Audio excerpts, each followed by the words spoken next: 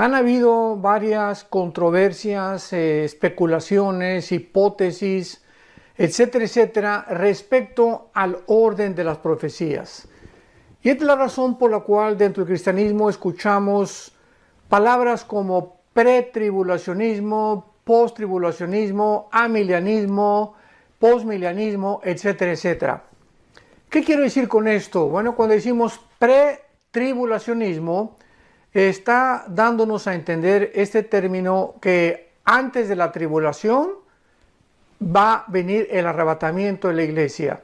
En este caso, ¿verdad? Nosotros formamos parte de esta área de la escatología. Creo firmemente, como lo quiero demostrar a través de las Sagradas Escrituras, de que la iglesia no va a atravesar la gran tribulación.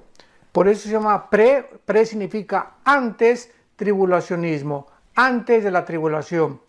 Cuando hablamos del post-tribulacionismo, hablamos de personas o cristianos que creen que es hasta la segunda venida de Jesucristo, junto con el arrebatamiento, que se llevan a cabo estos dos eventos.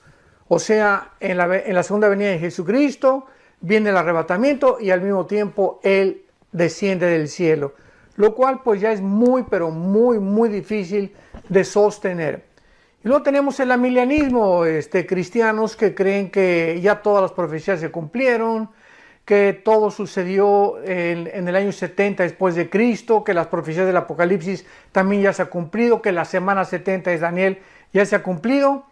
Y entonces vemos estas diferentes posturas o perspectivas que existen, y esto es debido a que estamos ni más ni menos analizando, profundizando, escudriñando, penetrando en la mente de Dios.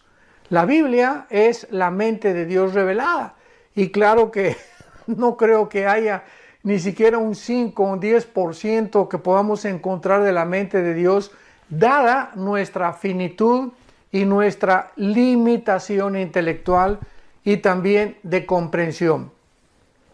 El apóstol Pablo escribió que todavía estamos mirando a través de como un espejo. Cuando éramos niños, 1 Corintios 13 dice Pablo, hablábamos como niños, pensábamos como niños. Cuando vamos creciendo, vamos desarrollando nuestra capacidad de comprensión. Y cuando ya llegamos a la edad adulta, pues ya tenemos un poquito más de madurez para poder percibir las cosas que nos rodean, entender cosas que no entendíamos ni en la infancia ni en la juventud.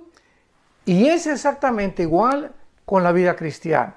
La vida cristiana tiene etapas, o sea, un recién convertido no puede entender el libro de Apocalipsis, ni Ezequiel, ni Daniel. Tiene que comenzar con la leche, igual que un recién nacido. Un bebé recién nacido no le puedes dar jamón, no le puedes dar una chuleta de puerco, ¿verdad? Porque se empacharía, se atragantaría, pero cuando va creciendo, después de un año de la leche de la mamá, ya brinca alimentos un poquito sólidos, que el gerbercito, que el jamoncito picado, y así el bebé, la naturaleza humana se va adaptando al alimento de acuerdo al crecimiento. Es exactamente igual en la vida espiritual. Dice el apóstol Pedro que crezcamos y deseemos la leche espiritual, que es la Biblia, como niños recién nacidos, para que crezcamos para salvación. Muy bien. Ahora con este preámbulo puedo yo comenzar a entender claramente por qué hay estas diferentes posturas dentro del cristianismo, y no nos queda más que escudriñar las escrituras, buscar cuál postura tiene más peso teológico simplemente, ¿verdad? Y tratar de poder llegar a una solución. ¿Por qué creo esto? Porque no puede haber dos verdades. No puede haber tres verdades. O sea, algo tiene que ser, o una postura tiene que ser la real. Yo recuerdo cuando inicié mi vida cristiana, me eduqué con misioneros bautistas y me enseñaron bastante de la doctrina bautista. Estoy muy agradecido. Después estuve con hermanos pentecostales. Los hermanos bautistas, vivíamos en Acapulco, se fueron y comencé yo a recibir la doctrina pentecostal.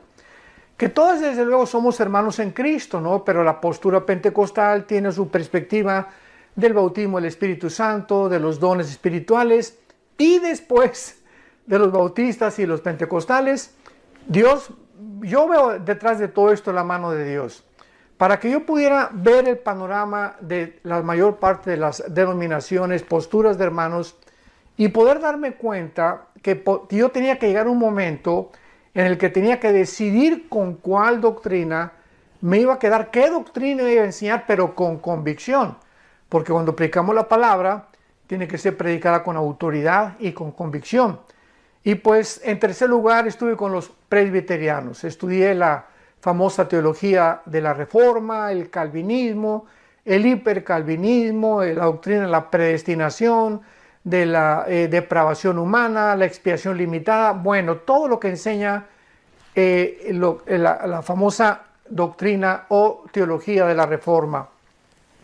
Y finalmente, pues yo tenía que encontrar un equilibrio. Fue lo que yo le pedí al Espíritu Santo, dame un equilibrio, Señor, ¿verdad? Porque todos mis hermanos tienen diferentes perspectivas y esto es bueno porque así dependemos unos de otros. O sea, no nos vamos a tachar de herejes, ni mucho menos, simplemente son enfoques diferentes por causa de falta de muchas piezas del rompecabezas en la Biblia que no hemos encontrado, y otras veces por falta de estudio profundo de la palabra de Dios.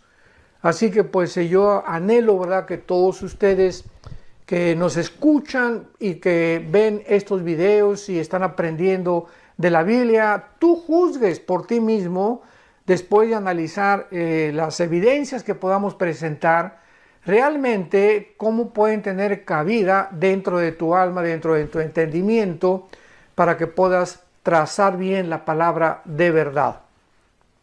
Vamos a ver la primera y la segunda carta a los tesalonicenses, principalmente para examinar lo que el título de esta serie le he llamado el poder que detiene al anticristo.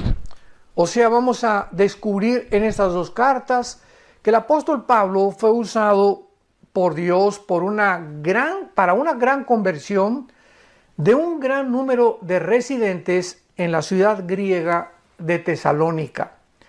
Pero no solo Pablo les enseñó las doctrinas principales de la salvación, sino que también les enseñó claramente y puso un orden. Y este orden es el que quiero seguir, porque nos va a demostrar claramente, pero así claramente, yo no encontraría ya otra forma de poder discutir estas doctrinas más que siguiendo el orden que el apóstol Pablo en su primera carta y en su segunda carta establece escatológicamente del rapto o del arrebatamiento de la iglesia, de la gran tribulación, de la aparición del anticristo y de la segunda venida de Jesucristo.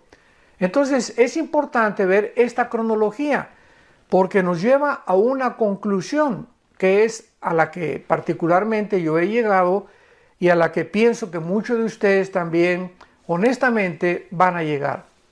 Entonces el apóstol Pablo no solamente les enseñó las doctrinas a estos cristianos de la ciudad de Tesalónica, repito, era una ciudad griega, sino que también les enseñó el rapto, la aparición del anticristo, la gran tribulación y la segunda venida de Jesucristo. Pablo tuvo que salir de Tesalónica por la gran persecución que esta iglesia experimentó. Y más tarde les escribe, cuando ya se va a estas dos cartas, explicándoles claramente los dos aspectos de estos dos gran eventos. Repito, en estas dos cartas, Pablo tenía, guiado por el Espíritu Santo, que enseñarles los dos principales aspectos de estos dos eventos, del arrebatamiento de la iglesia y de la aparición del anticristo o la gran tribulación.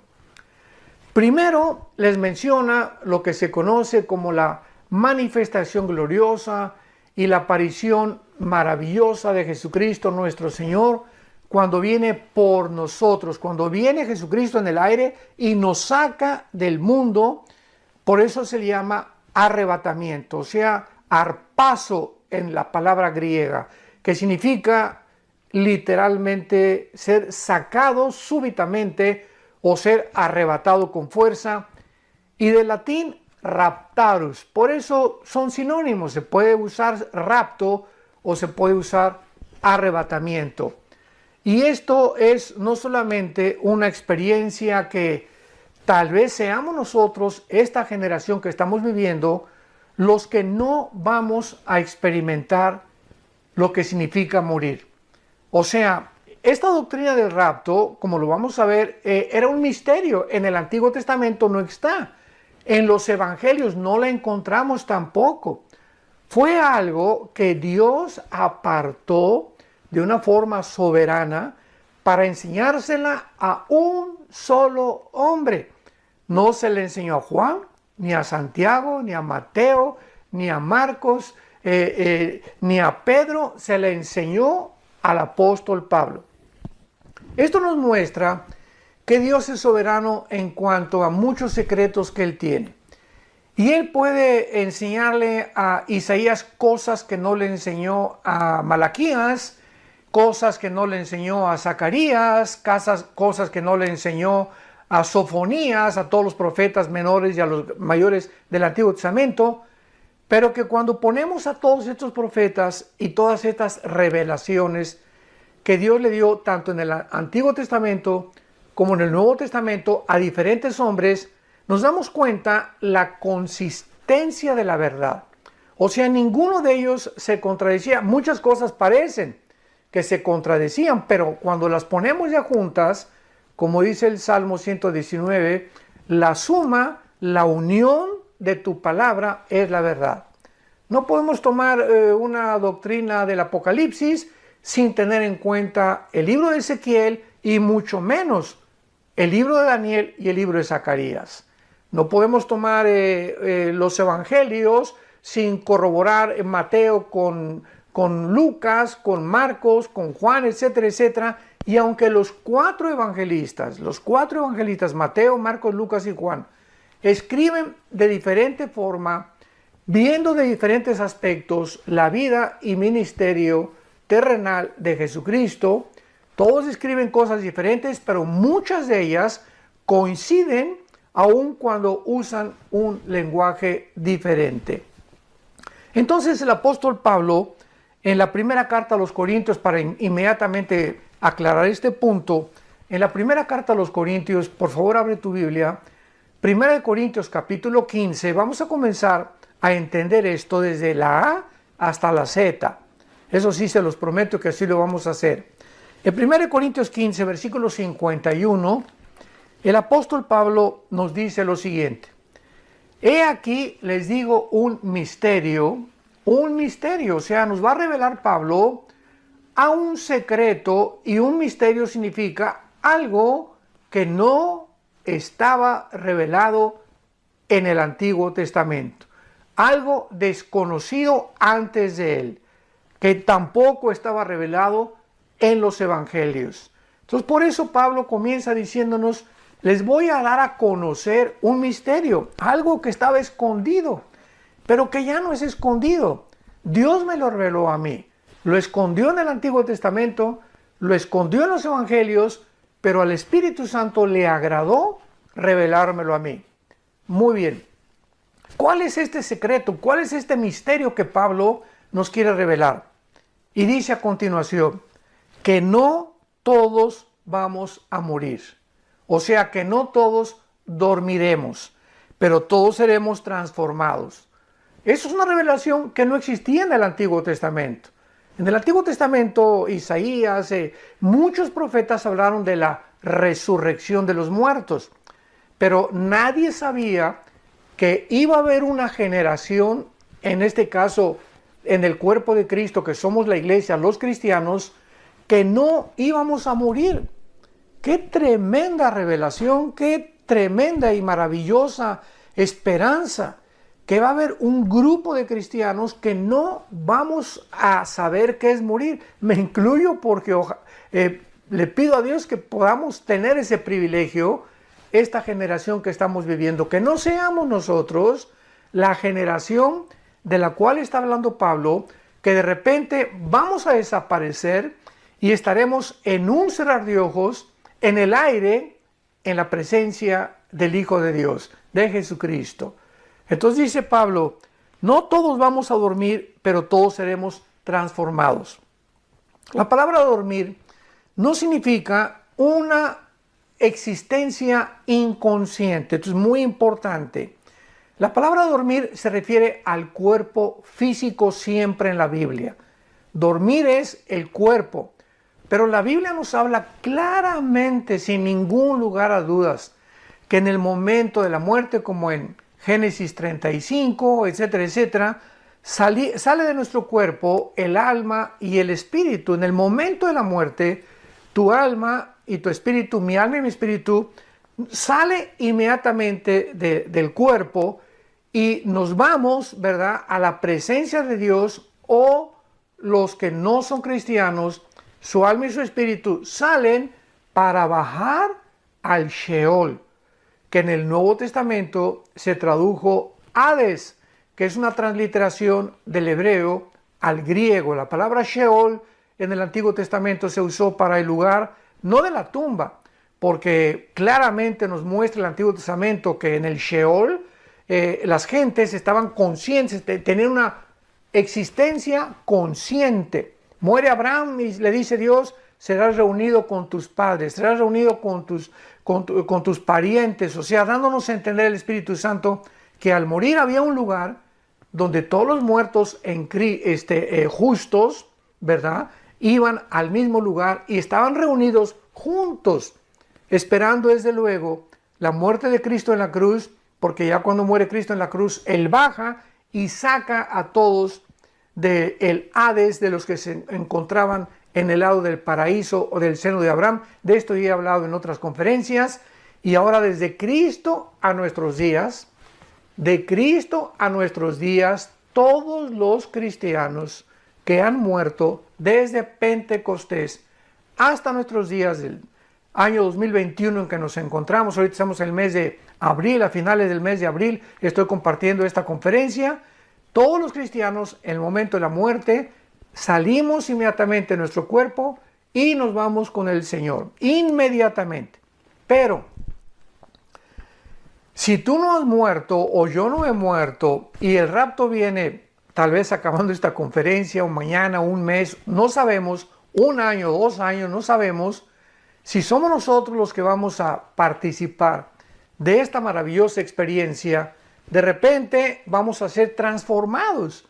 Vas a estar comiendo en un restaurante o manejando, un piloto en un avión, un chofer en un camión, un médico tal vez operando, o a lo mejor yo predicando, ¿verdad? No sabemos, pero si viene el arrebatamiento y viene el rapto de la iglesia, de repente vamos a desaparecer millones de personas, nuestra ropa se va a quedar ahí tirada y vamos en instantes, en milésimas de segundo, nuestro cuerpo corruptible, porque así nuestro cuerpo como lo tenemos no puede ser transportado al cielo, porque es un cuerpo que no puede heredar, la carne y la sangre no puede heredar lo invisible, lo incorruptible. Un cuerpo imperfecto no puede estar en un lugar perfecto. Entonces es lógico que nuestro cuerpo tiene que ser cambiado en milésimas de segundo para estar, repito, en la presencia de Jesús. Jesús vendrá en el aire y no va a tocar los pies en la tierra. Esta es la gran diferencia. Después ya hablaré de todo eso. En el rapto viene Jesús en el aire, nos saca del mundo, la iglesia sale del mundo, comienzan los 7 años de la tribulación y en la segunda venida Cristo desciende y toca el monte de los olivos. Zacarías capítulo 14, versículos 2 y 3. En la segunda venida Él toca los pies en el monte de los olivos y en la segunda venida Él viene con nosotros. Dice Apocalipsis 19, en un caballo blanco y los ejércitos le seguían y todos nosotros venimos junto con Él a establecer su reino milenial o el reino mesiánico prometido a los profetas y al rey David en particular. Muy bien, continuamos en 1 Corintios 15. Quiero ir despacio, como lo puedes notar, que tenemos que ir despacio en el escudriñamiento y en la exposición de la palabra de Dios. Les digo un misterio, no todos vamos a dormir o a morir, pero todos seremos transformados. En un momento, en un abrir y cerrar de ojos, dice el apóstol Pablo, esto fue lo que Dios le reveló a la final trompeta.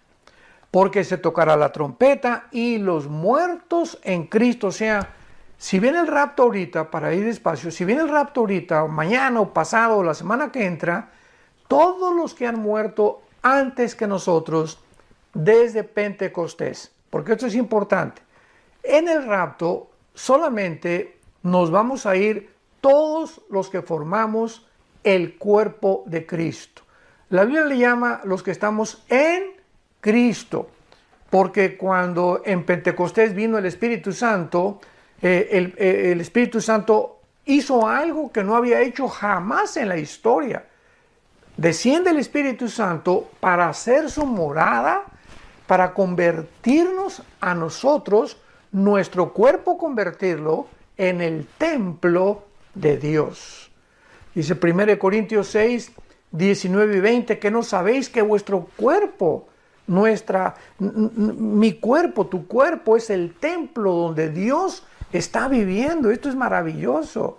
Somos el templo del Espíritu Santo. Entonces el Espíritu Santo en el momento en Pentecostés entró a hacer su morada. Ya en el Antiguo Testamento entraba y salía, entraba y salía. Entraba sobre Sansón y Sansón tenía unas fuerzas sobrenaturales, pero se iba. Entraba sobre David y David tocaba el arpa y comenzaba a escribir como el Salmo 22, que 1000 años antes de Cristo contiene la crucifixión escrita por David, guiado por el Espíritu Santo, inspirado por el Espíritu Santo, pero se iba el Espíritu Santo y así venía sobre las personas, pero se iba.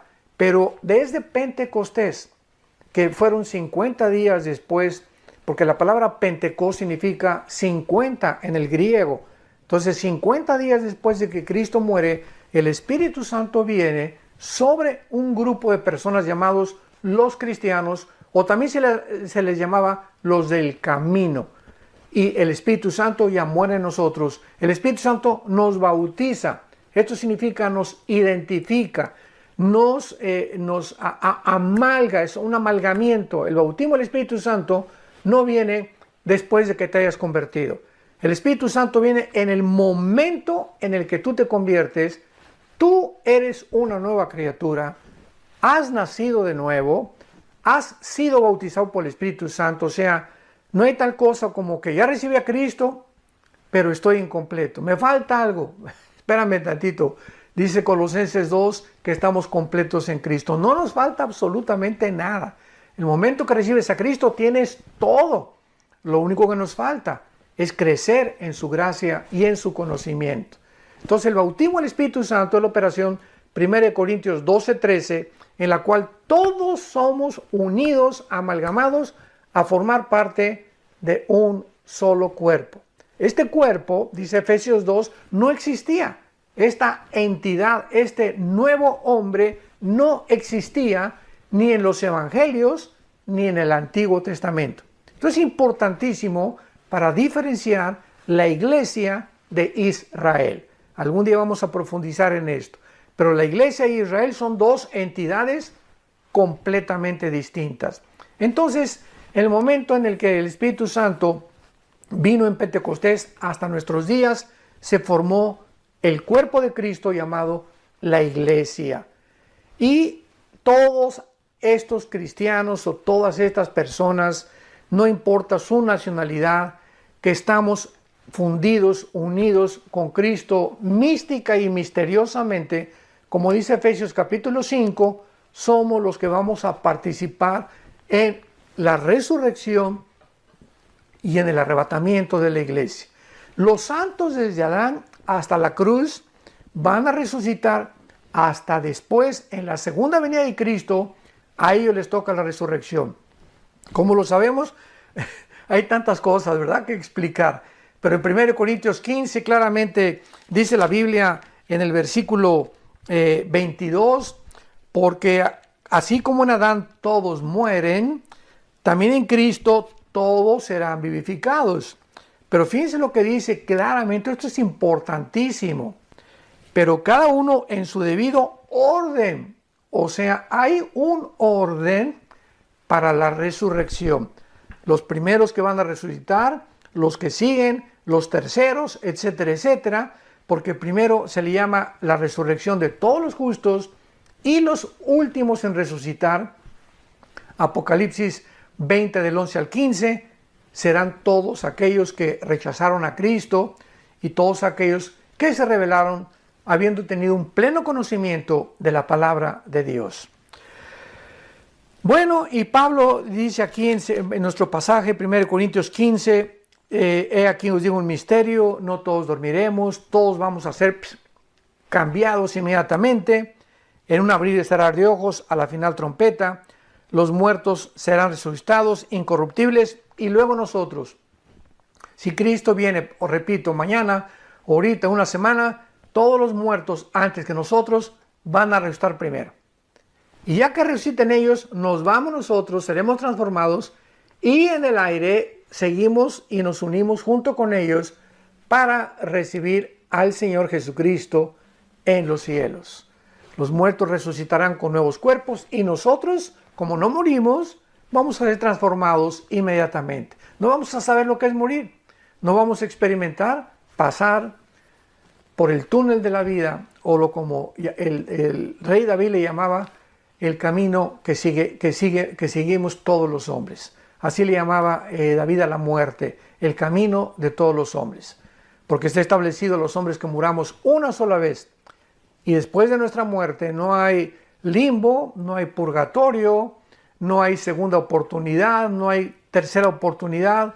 Una vez que tú mueres y una vez que yo muero, morimos porque hemos decidido en esta vida el lugar donde vamos a quedar la eternidad. Por lo cual, cuando oyes estas palabras, no te endurezcas. Y si tú no tienes a Cristo, aprovecha para que si no sabes mañana o pasado, ninguno tenemos la seguridad. ¿Cuándo vamos a morir? Que le entregues tu vida al Señor Jesucristo. Y finalmente dice aquí el apóstol Pablo en la primera carta a los Corintios, porque es necesario que esto corruptible se vista de incorrupción, o sea, es necesario que nuestro cuerpo sea transformado, porque, repito, no podemos subir con este cuerpo al cielo. Es un lugar perfecto y necesitamos un cuerpo perfecto para vivir en un lugar perfecto. Es necesario que esto corruptible, o sea, corruptible, esto que se echa a perder, nuestro cuerpo, ¿verdad?, está corrompiéndose todos los días, millones de células mueren todos los días, hay una descomposición continua, no solamente de nosotros, sino del universo entero, y esto mortal se vista de inmortalidad. Bueno, entonces el apóstol Pablo claramente explica, ¿verdad?, aquí en su primera carta a los Corintios, capítulo 15, lo que es el arrebatamiento de la iglesia, cuál es el fenómeno que va a suceder o cómo se va a llevar a cabo esta maravillosa experiencia que vamos nosotros a experimentar. Y en segundo lugar, en su primera carta a los tesalonicenses, ahora sí ya vamos a adentrarnos un poco más profundamente en estas dos cartas, pero repito, siempre me ha gustado, me encanta enseñar la palabra de Dios, pero la palabra de Dios tiene que ser enseñada expositivamente, tenemos que ir de una forma sistemática, y esto es muy importante para poder absorber, digerir, ahora sí que masticar y no atragantarnos claramente las enseñanzas del Espíritu Santo, pero más que nada tener hambre.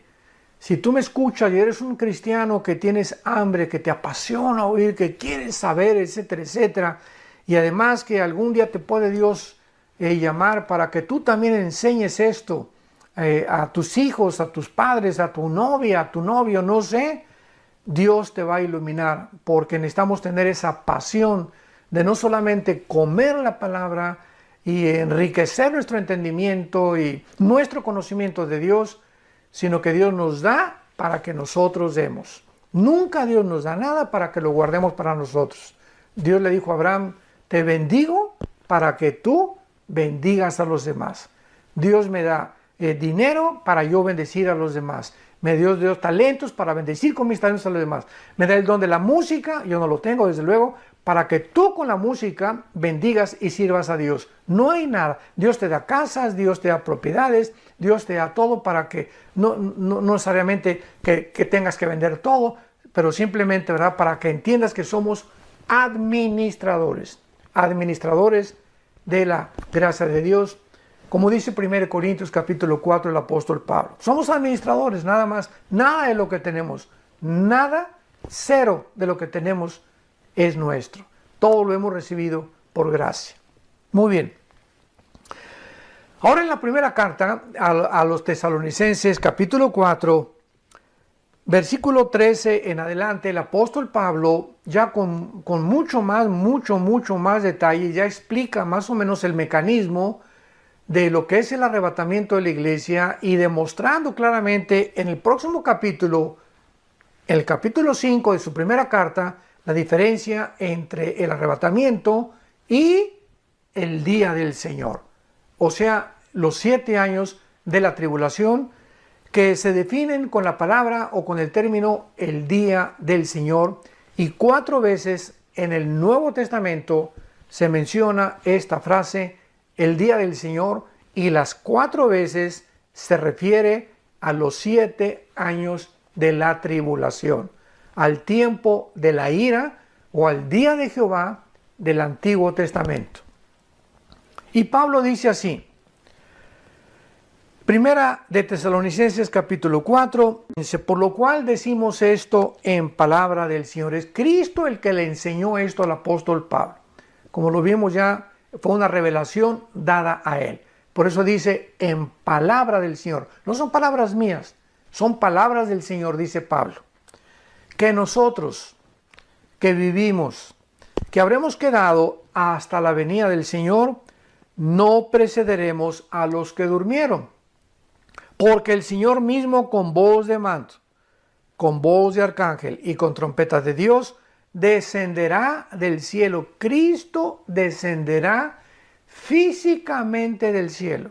¿Se acuerdan en Hechos 1, versículos 8 en adelante, que ascendió Cristo a los cielos y los ángeles aparecieron junto a él, diciéndoles a los apóstoles qué es lo que ven, ¿verdad? Es así como sube Cristo, de la misma forma descenderá. Imaginémonos esto, en el arrebatamiento va a descender del cielo, se va a detener a la mitad del cielo porque nadie lo va a ver más que nosotros, los que seamos arrebatados, y él, así como resucitó con su cuerpo glorificado, nos uniremos con él en el cielo para irnos con él en el cielo, y mientras pasan los 7 años de la tribulación aquí en el mundo, estaremos en el cielo en lo que se llama el tribunal de Cristo. Romanos 14:10, 1 Corintios 3 del 10 en adelante, que será el bema en el griego, o tribunal, bema en griego, que significa que seremos los cristianos juzgados. A ver, con cuidado. Los cristianos, cuando muramos, vamos a ser juzgados. No por la salvación, porque la salvación no la podemos perder. Ya nuestra salvación fue conquistada, ganada en la muerte de Cristo. Él nos dio la salvación que tenemos, una salvación que no es nuestra, que nos es imputada por gracia y que gracias al sacrificio de Cristo tú y yo podemos reunirnos con Él en algún día. Entonces nuestra salvación, ¿verdad?, no tiene que ver ya en el tribunal de Cristo, en el bema, con B grande, bema en el griego de Cristo. Repito, Romanos 14:10, 1 Corintios 3 del 10 en adelante. Entonces ahí en el juicio de Cristo, en el tribunal de Cristo, vamos a ser juzgados por nuestras obras. 2 Corintios 5:10, cada quien Dios le dará lo que hicimos siendo cristianos, porque nuestra vida de ser cristianos fue borrada completamente. No hay nada de antes de ser cristianos que Dios nos va a sacar o a acusar, porque el que está en Cristo, nueva criatura es. 2 Corintios 5:17, somos una nueva creación. El que está en Cristo es una nueva creación, las cosas viejas pasaron, todas son hechas nuevas. Entonces, en el tribunal de Cristo vamos a ser juzgados por todos los dones y los talentos que Dios te dio. Los talentos que a mí me dio Dios. ¿Qué hicimos con todo lo que Dios nos dio? Las oportunidades que nos dio vergüenza hablar de Cristo ante la familia o ante los amigos o en tu trabajo. Las oportunidades que Dios nos dio para poder ayudar a la obra de Dios, para sostener la obra de Dios. Las oportunidades que Dios nos dio para poder usar nuestros talentos musicales. A lo mejor tú sabes tocar la guitarra o la batería o la trompeta o estudiaste música, el piano y nunca te has acercado en tu iglesia a decirle al pastor o al coordinador de la alabanza, hermano, tengo libres el domingo 2 horas, quiero cooperar con tocar con la alabanza, etcétera, etcétera. En fin, Dios nos va a juzgar conforme eso. Y muchos cristianos, dice 1 Corintios 3, del 10 en adelante, muchos cristianos serán avergonzados porque casi ni fruto llevaron. Pasaron al cielo, decimos aquí en México vulgarmente, de panzazo, con 6 de calificación, ¿verdad? 5 es reprobado, 6 es ya dando, ya 7 regular, 8 bien, 9 excelente, ya 10 de calificación es magnífico. Entonces muchos cristianos pasarán con un 6 de calificación. Recibieron a Cristo, tal vez tengan la salvación, pero sus frutos, ¿verdad?, fueron enterrados, no los utilizaron. Y estos cristianos, aunque sean salvos, aunque estén en el cielo, serán avergonzados. Y serán los soldados rasos de la otra vida. Porque en la otra vida va a haber generales, coroneles, tenientes, cabos, ¿verdad? Va a haber cristianos, dice Apocalipsis 20, versículos 2 y 3, y vi tronos y los que fueron dignos de sentarse en ellos. O sea, no todos los cristianos ocuparemos un trono, que significa lugar de autoridad en la otra vida, sobre las otras naciones que habrá en la otra vida y que Dios designará de acuerdo a su soberanía. Muy bien. Entonces, dice Pablo que descenderá del cielo y los muertos en Cristo resucitarán primero. Y luego nosotros, ya lo vimos hace unos minutos, una vez que resuciten todos los muertos antes que nosotros, luego nosotros, versículo 17, los que estemos vivos, los que hayamos quedado, o sea, los que vivamos hasta que venga el rapto, seremos arrebatados.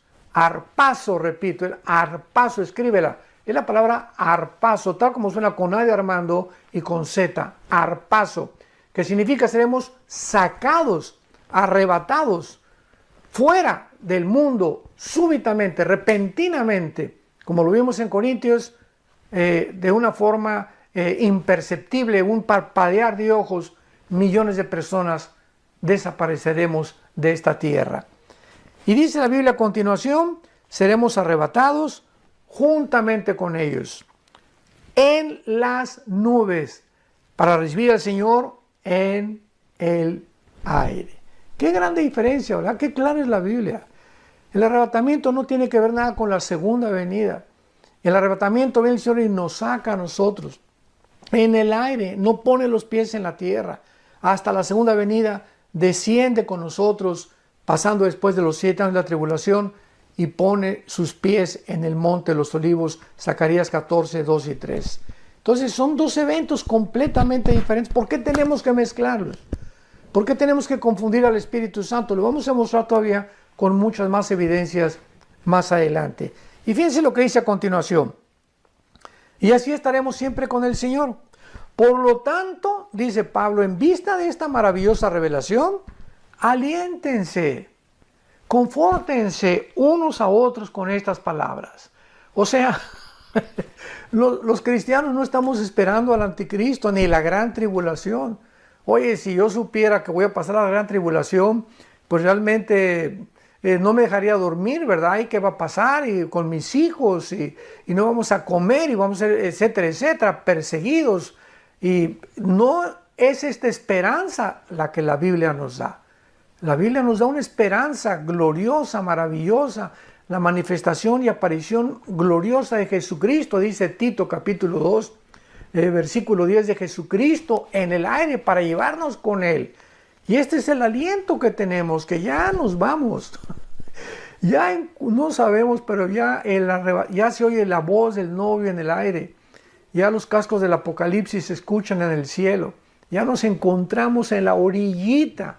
Estamos ya en el vértice, ¿verdad? Completamente ya de salir de este mundo y de que se acabe todo y de poder ver ya finalmente a Jesucristo y ya jamás enfermarnos, ni sufrir, ni llorar, ni lamentarnos, ni preocuparnos, ni estresarnos, ni nada, porque nuestras lágrimas serán limpias y serán secadas y descansaremos en el Señor y sabremos que valió la pena haber confiado en el Hijo de Dios en la cortita vida que tenemos en este mundo.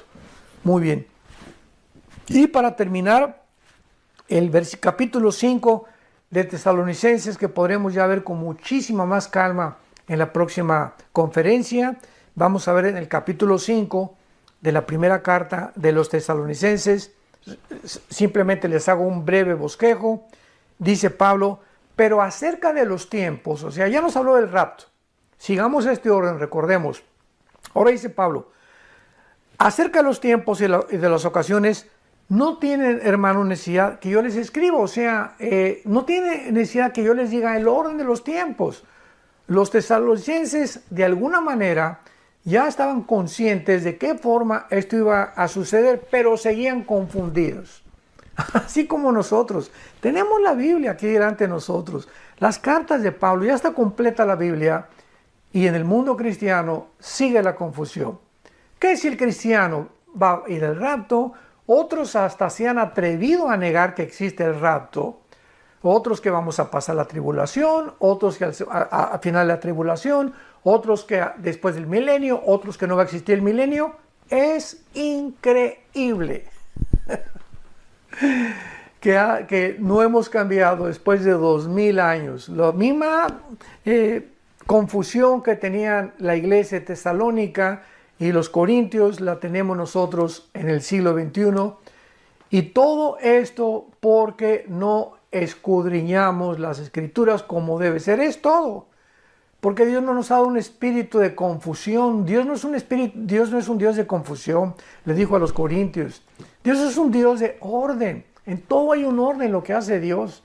Y cuando nos adentramos en este orden, podemos entender, poniendo en orden la A, la B, la C, la D, etcétera, etcétera, en el archivero, entonces tenemos una clara comprensión. Pero si yo tengo un archivero donde la B está en la A y la A está en la C, pues entonces no puedo encontrar rápidamente las cosas que busco, porque hay un desorden en mi archivero mental. Entonces Dios quiere que podamos ya poner en orden nuestra mente, y es necesario, repito, es necesario escudriñar las escrituras diligentemente, perseverantemente en oración. Pedirle a Dios con pasión: Señor, quiero conocer la verdad, quiero seguirte con todo mi corazón, pero no solamente, repito, para conocerte, sino para poder compartir el glorioso evangelio, las buenas noticias que Jesucristo nos vino a traer al mundo, que tú estabas, Señor, en Él, reconciliándonos en la cruz, perdonándonos nuestros pecados, no tomando en cuenta todas las maldades que hicimos antes de ser cristianos, sino para que nos dieras la vida eterna. Que Dios te bendiga. Y yo ya no aguanto en compartirles la segunda parte de este estudio, el poder que detiene al anticristo. Que Dios te bendiga y recibe a Cristo hoy que tienes vida, hoy que tienes salud, hoy que tu mente está clara y fresca. No pierdas más el tiempo. Invítalo a tu corazón.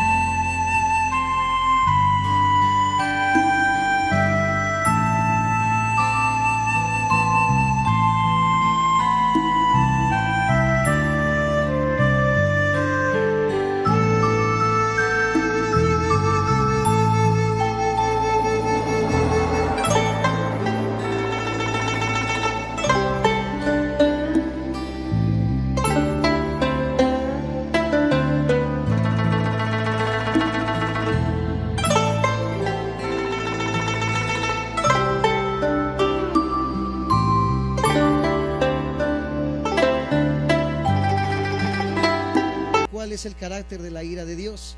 Tenemos que separar completamente la ira de Dios, el contexto del enojo de Dios o de su ira, del contexto del enojo y de la ira del ser humano. Son contextos totalmente diferentes. La ira de Dios viene y se desarrolla en un contexto divino, en el contexto de la deidad de Dios. Por ende, es un contexto completamente diferente a la forma en la que el ser humano puede enojarse o airarse, y fue parte de lo que analizamos la última clase. Es imposible que el ser humano pueda humanizar las características de Dios. Es imposible que el ser humano pueda tratar de entender la totalidad del carácter de Dios en todas sus facetas, el amor, la ira, la justicia, etcétera, porque para poder entenderlo tendríamos que bajar a Dios a la estatura de un hombre, tendríamos que bajar a Dios a los lineamientos de los hombres, teníamos que bajar a Dios de la eternidad al ser finito, etcétera, etcétera, y esto es algo completamente imposible. Por eso tenemos que comprender, amados santos de Dios, que es muy difícil comprender el carácter de Dios en su totalidad.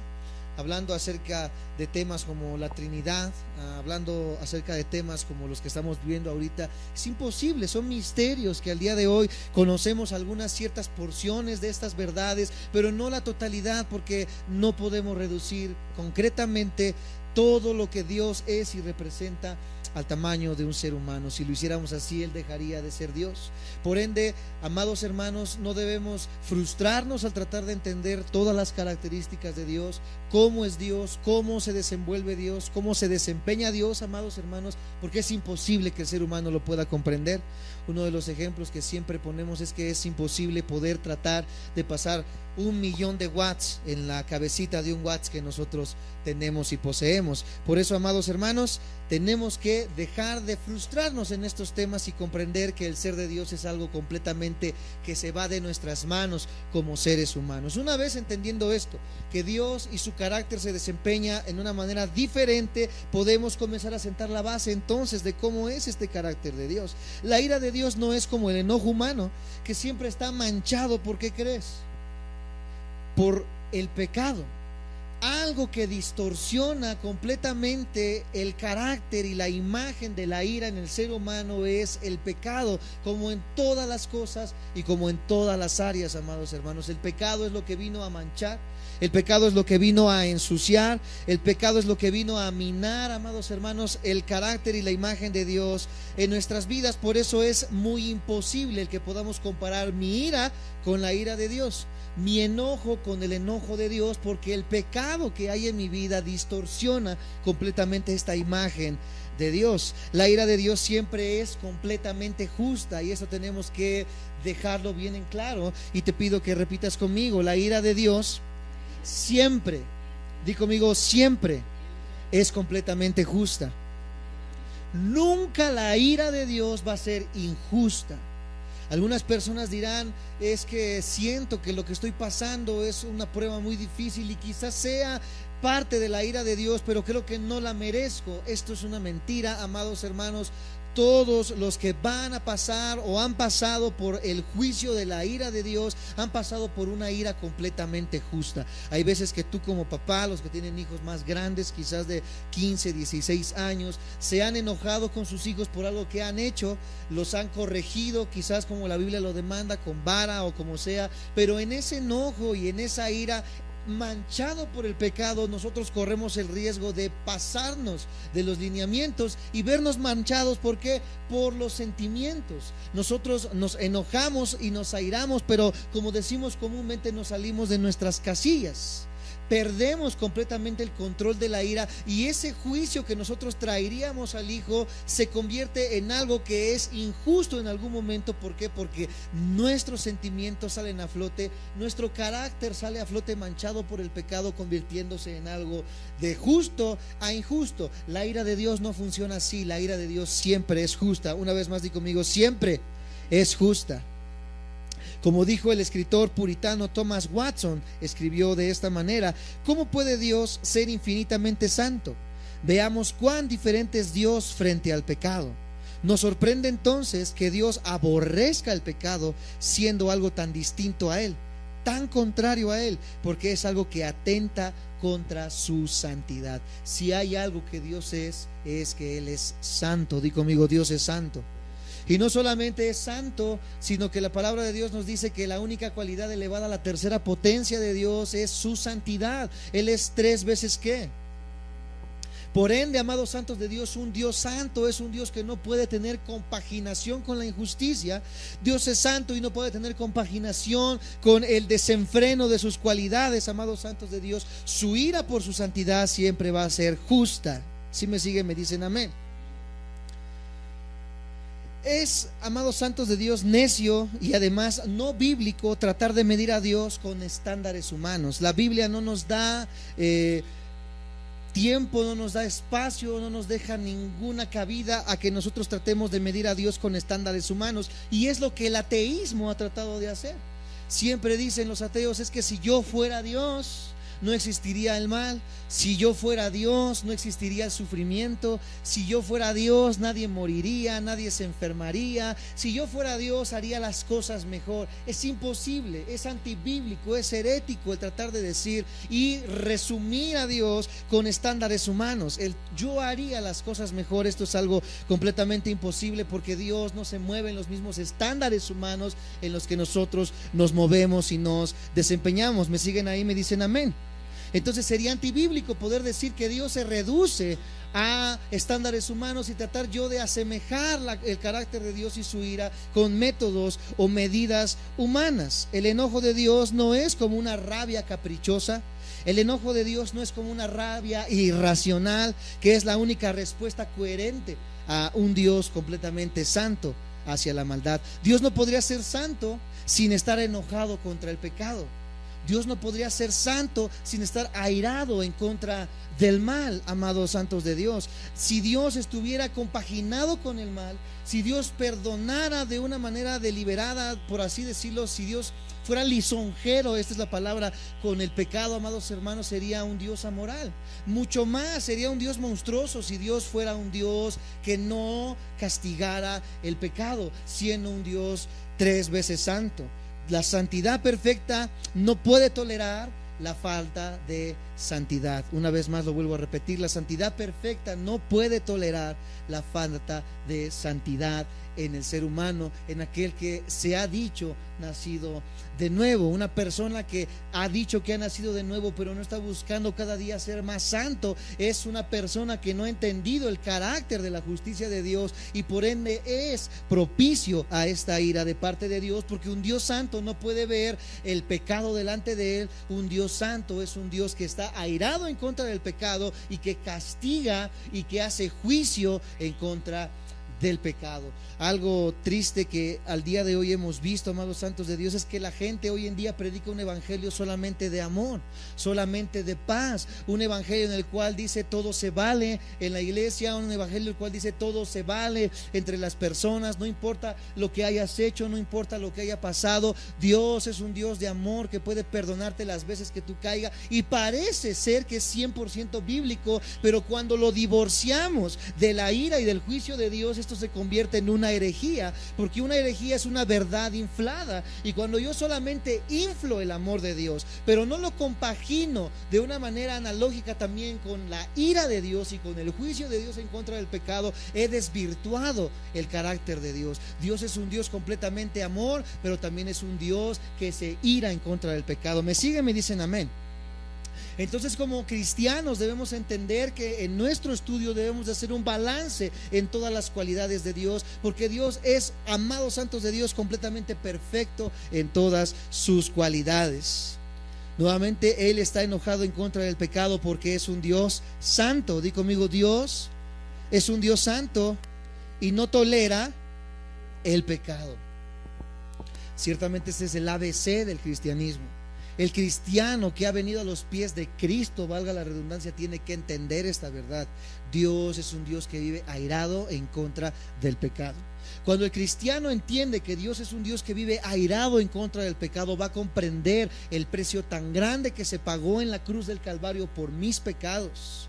Va a comprender el precio tan grande que se pagó en la cruz del Calvario por mi maldad, por tu maldad. Y entonces va a comprender el hecho de cuánto yo he sido salvado de no caer en las manos de la ira de Dios. Aquel que no ha comprendido que Dios es un Dios santo que condena el pecado, vive deliberadamente pecando, haciendo y deshaciendo un hábito del pecado en su vida, porque no ha comprendido el alcance, que es algo que vamos a estar analizando, de la ira de Dios en las personas. Entonces no podemos reducir a Dios solamente en un Dios de amor, porque sería un Dios que no está balanceado en sus características. Dios es un Dios de amor, pero la palabra dice que también es un Dios de fuego consumidor. Dios, como vimos las clases pasadas, es un Dios que destruyó toda una generación de seres humanos a través de un diluvio, que no tuvo misericordia de ellos, sino que acabó con toda la raza humana en este diluvio, en el más grande genocidio que se ha visto en la humanidad. Dios es un Dios que amó también, pero es un Dios que también destruyó a Sodoma y Gomorra con lluvia de fuego. Y así me podría ir con muchos ejemplos del Antiguo Testamento, como Dios, Jehová, mandó a matar a todos los cananitas, amados santos de Dios. Y pueden decir algunos, pero oye, ese Dios es un Dios monstruoso y sanguinario. Esto sucede cuando no hemos comprendido el alcance y el carácter de la ira de Dios. Y cuando nosotros no entendemos esto, vamos a ridiculizar a Dios, tratando de resumirlo todo solamente en un amor amoral, amados santos de Dios, amados hermanos que nos ven también por las redes sociales. Vamos a ver un poco del carácter de Dios, cómo se desempeña en el Antiguo Testamento. Así que acompáñame a Habacuc, versión que ustedes, dice: muy limpio eres de ojos para ver el mal, ni puedes mirar el agravio, dice Habacuc aquí en el capítulo 1. ¿Cómo dice aquí? Muy limpio eres de ojos para ver el mal, ni puedes ver el agravio, porque ¿qué ves a los menospreciadores y callas cuando destruye el impío al más justo que él? Él es limpio de ojos, en él no puede haber cabida en mirar el mal como nosotros lo vemos de una manera atrayente, amados santos de Dios. Él no puede ser atraído por el pecado, sino por el contrario, él repudia el pecado. ¿Me siguen? Me dicen amén. Él no puede ver el mal, dice, y ni siquiera puede. Ahí lo está afirmando. Primera de Corintios, ahora en el Nuevo Testamento, nos habla un poco también acerca de este carácter de Dios en cuanto a su ira en contra del pecado. Primera de Corintios 13, versículo 6. Si lo tienen, me dicen amén. Primera de Corintios 13, 6 dice: no se goza de qué, de la injusticia, mas se goza de la verdad. El amor no puede tolerar lo que no sea santo. El amor no se goza de la injusticia. ¿Cuántos lo saben? El amor de Dios es un amor justo, es un amor santo, por ende no se puede gozar de la injusticia. ¿Cuántos de ustedes, yo me incluyo en algún momento, cuando vemos sufrir a alguien que nos hizo daño, decimos: ah, mira, se lo merecía? Ah, mira, bien merecido lo tenía por cómo se había comportado, por cómo me había hablado. Y a veces hasta nos escudamos un poco en la espiritualidad y decimos: sí, ya Dios vengó, ya Dios hizo. Amados santos de Dios, el cristiano o aquel que ha conocido la santidad de Dios, aquel que ha conocido la justicia de Dios y que ama de la manera en la que Dios amó, no se goza de la injusticia. Y este es el carácter de Dios. Él no puede gozarse en la injusticia porque Él es un Dios santo, y reiteramos mucho en esta cualidad de nuestro Dios. Otro de los ejemplos que podemos ver ahora en la persona de Jesucristo, lo podemos ver en San Juan capítulo 2. San Juan capítulo 2, versículo 14 al 16, en una escena muy conocida por muchos.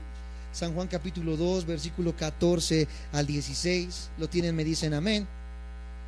Dice: y halló en el templo a los que vendían bueyes, ovejas y palomas, y a los cambistas allí sentados, y haciendo un azote de cuerdas echó fuera del templo a todos, y las ovejas y los bueyes, y esparció las monedas de los cambistas y volcó las mesas, y dijo a los que vendían palomas: quitad de aquí esto, y no hagáis de la casa de mi padre casa de mercado. Aquí vemos a un Jesús airado en contra de lo que estaba sucediendo en ese momento en el templo. Se estaba convirtiendo en un mercado la casa de Dios en aquel tiempo, y esto conmovió en la ira a la persona de Cristo, amados santos de Dios.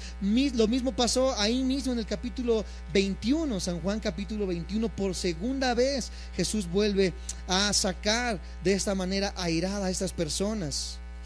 Capítulo 21, 12 y 13.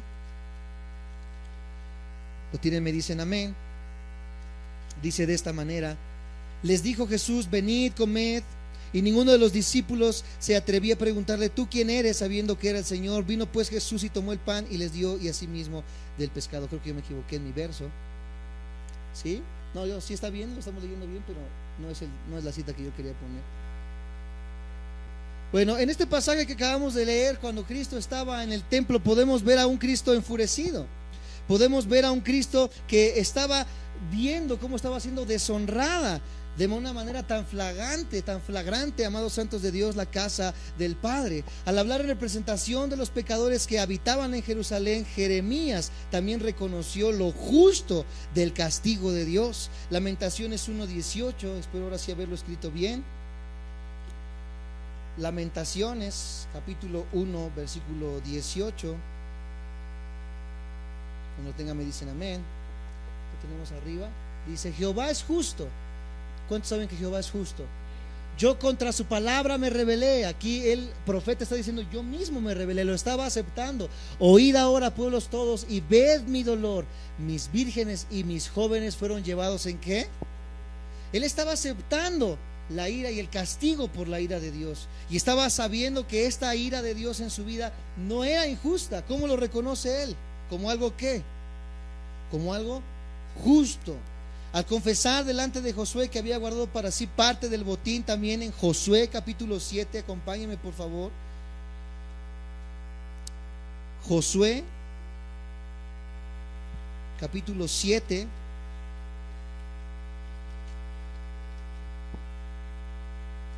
versículo 20 al 25.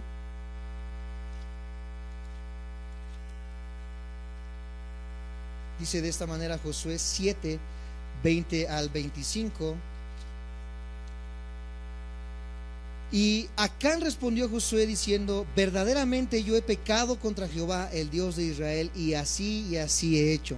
Pues vi entre los despojos un manto babilónico muy bueno, y 200 siclos de plata, y un lingote de oro de peso de 50 siclos, lo cual codicié y tomé, y he aquí que está escondido bajo tierra en medio de mi tienda, y el dinero debajo de ello. Josué entonces envió mensajeros, los cuales fueron corriendo a la tienda, y aquí estaba escondido en su tienda, y el dinero debajo de ello. Y tomándolo de en medio de la tienda, lo trajeron a Josué y a todos los hijos de Israel, y lo pusieron delante de Jehová. Entonces Josué y todo Israel con él tomaron a Acán hijo de Zerá, el dinero, el manto, el lingote de oro, sus hijos, sus hijas, sus bueyes, sus asnos, sus ovejas, su tienda y todo cuanto tenía, y lo llevaron todo al valle de Acor. Y le dijo Josué: ¿por qué nos has turbado? Túrbete Jehová en este día. Y todos los israelitas, ¿los qué? Los apedrearon, y los después de apedrearlos. Imagínate que hoy el castigo al pecado fuera como en el Antiguo Testamento.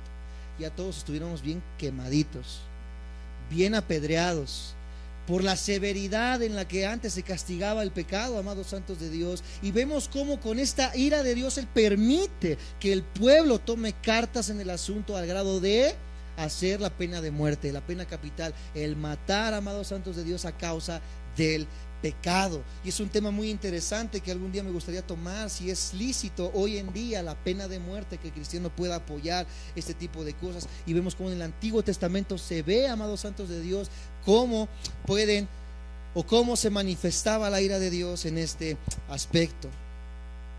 Hasta en las sociedades humanas torcidas y depravadas se reconoce la indignación en contra de los vicios, en contra del crimen, como un elemento esencial de la voluntad humana.